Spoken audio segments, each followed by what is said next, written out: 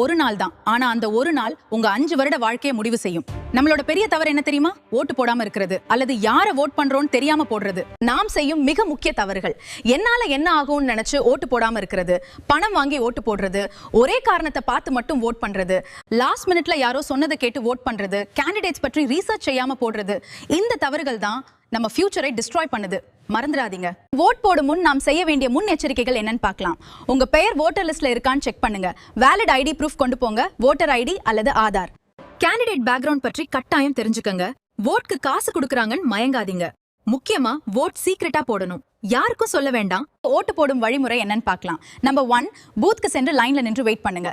Number 2, உங்க ID verify பண்ணுவாங்க. Number 3, ஃபிங்கருக்கு ink mark வைப்பாங்க.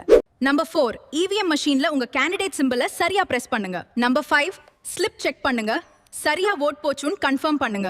நீங்க போடுற ஒரு ஓட்டு ஒரு நல்ல நேர்மையான அரசு உருவாக்கும். உங்க ஃபியூச்சரை மாற்றும் பெரிய சக்தி.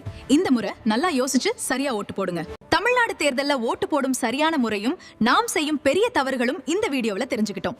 இந்த விழிப்புணர்வு வீடியோவை மத்தவங்களுக்கும் ஷேர் பண்ணுங்க.